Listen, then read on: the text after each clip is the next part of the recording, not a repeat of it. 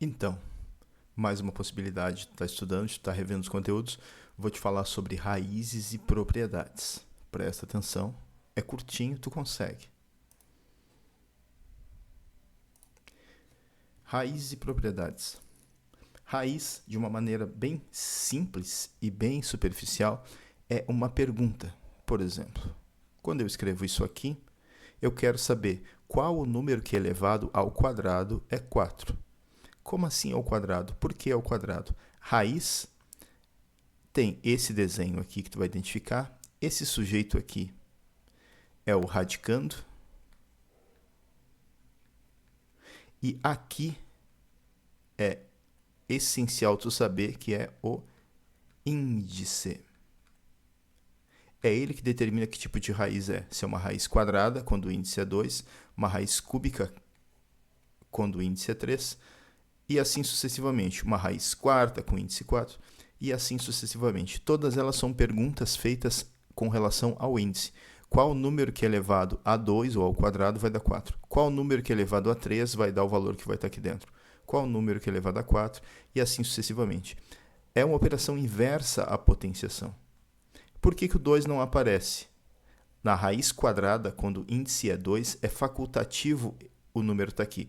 Então, não tem nenhum índice aqui, saiba que é uma raiz quadrada. E a resposta disso aqui é 2. Porque 2 ao quadrado é 2 vezes 2, que dá 4. Basicamente isso. Mas isso tu começou a ver lá pelo 6º ano. O que tu vai fazer com essas coisas agora? Agora, tu vai aprender algumas propriedades, coisas que são próprias das raízes, porque isso vai ajudar a resolver alguns problemas. Por exemplo, a primeira que tu deve lembrar. Quando tu tem o radicando com um expoente igual ao índice, a resposta é o próprio radicando. Quando o número que está aqui tem um expoente que é igual ao índice, a resposta é esse próprio número. Simplesmente elimina da raiz e a resposta é esse próprio número. Segunda possibilidade. Quando tu tem a raiz de uma raiz, sejam com índices iguais ou índices diferentes, isso aqui se transforma na raiz da multiplicação dos índices.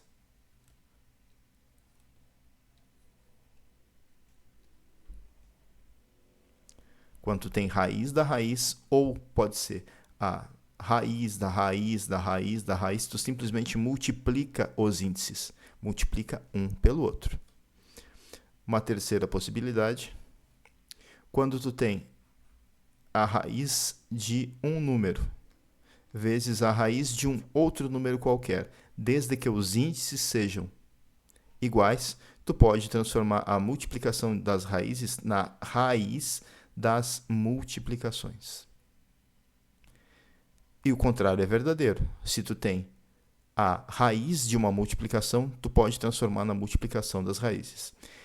E o quarto, pelo menos do que a gente viu, que é a raiz de uma fração, pode ser escrito como a raiz do numerador dividido pela raiz do denominador. Deixa eu apagar aqui que ficou feio. Não tem edição? Não tem edição. Não temos tempo para isso. Isso é a raiz do numerador dividido pela raiz do denominador. Ficou feio do mesmo jeito. Essas 4 propriedades. Tu precisa lembrar dessas 4 propriedades. Por que eu preciso? Porque tu vai ter atividades para fazer, tu vai ter exercícios que tu vai precisar usar essas propriedades. Um exemplo? Deixa eu pegar aqui. Vou te dar um exemplo aqui. Deixa eu apagar tudo aqui. Ah, eu não copiei. Tu tem isso no caderno. Tu tem isso.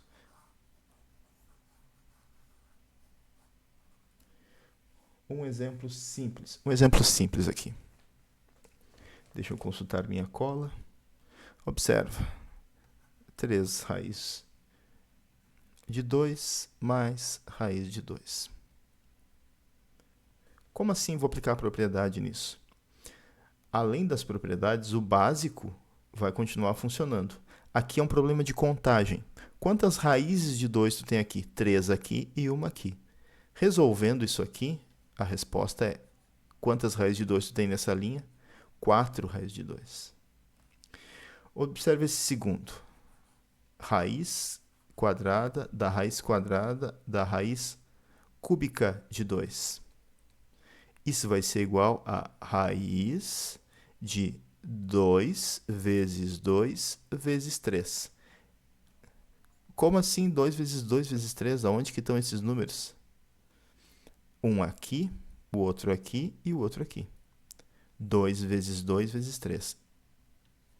Isso vai ser igual a 2 vezes 2 dá 4, 3 vezes 4 dá 12. A raiz 12ª ou raiz 12 de 2. Eu não vou lembrar disso, tu precisa lembrar. Outra coisa.